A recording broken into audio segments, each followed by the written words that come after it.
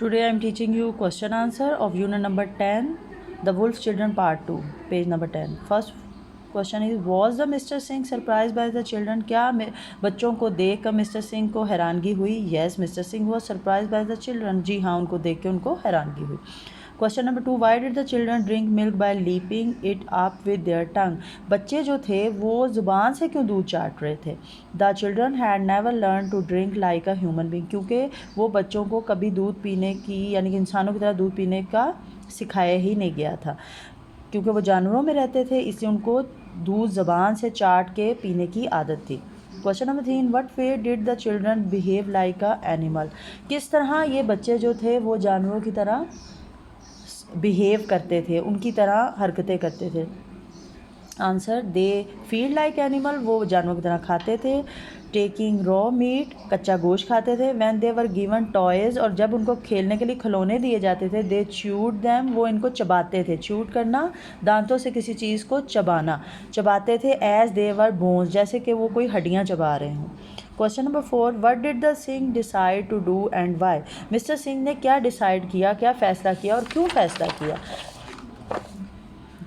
The Singh decided to keep the children of the girls a secret. Mister Singh ने ये फ़ैसला किया कि वो इन बच्चों के बारे में किसी को नहीं बताएंगे और उनको छुपा के रखेंगे. They thought it would best for them, क्योंकि वो समझते थे ये इनके लिए बेहतर है.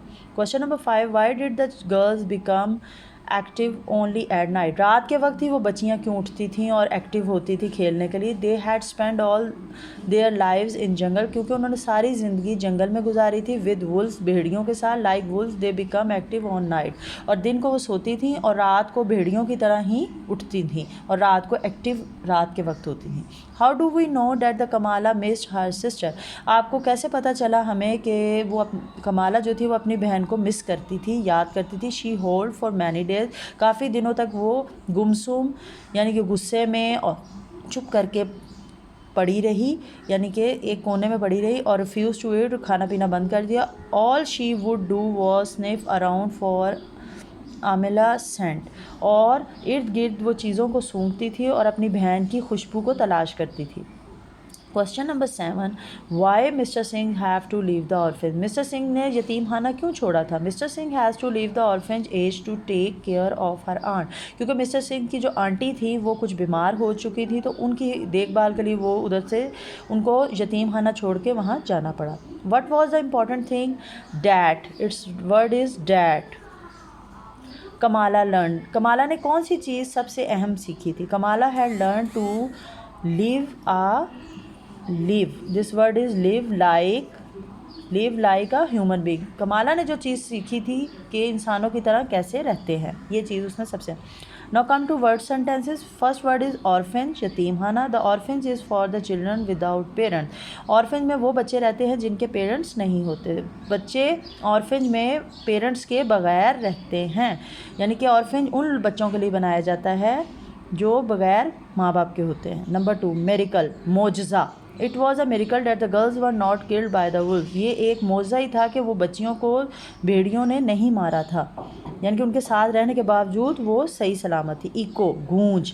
There howls echoed throughout the orphanage. जब वो गुराती थी या ऊंचा ऊंचा चीखती थी हॉल, तो उनकी आवाज़ पूरे यतीम खाने में गूंजती थी. Lapped, they lapped up the milk from their dishes. Lapped करना, चाटना. वो दूध जो थी डिशेज़ में से, यानी कि जिस बर्तन में उनको दूध दिया जाता था उनको वो चाट के पीती थी. Deliberate, I did not make a deliberate attempt to insult any one. मैं किसी ऐसी जुर्रत नहीं कर सकता कि मैं किसी की इंसल्ट करूं, या मैं ये काम नहीं कर सकता, जानबूझ के ये काम नहीं कर सकता. प्रोग्रेस, तरक्की. Progress was the hard to make with the wolf girls.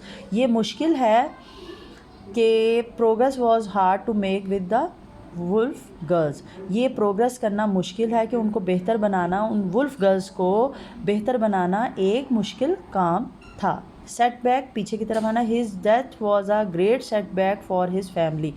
यानी कि सेटबैक होना होता है बहुत ज़्यादा अफसुर्दा हो जाना या किसी चीज़ में परेशान हो जाना या पीछे रह जाना.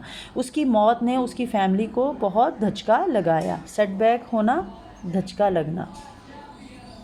रिस्पॉन्ड, किसी चीज़ का रिस्पॉन्ड करना। He did not respond well to my kindness, उसने मेरी रहमदिली का अच्छे तरीके से रिस्पॉन्ड नहीं किया या जवाबन उसने अच्छा बिहेव नहीं किया।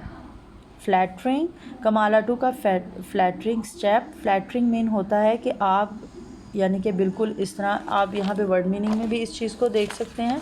आई थिंक फ्लैटरिंग मीन है लड़खड़ाना, गिरना।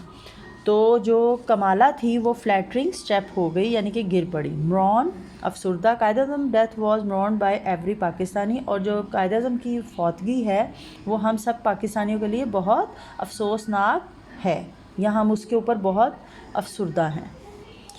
Please learn all these question answer and word sentences and write down in your copy.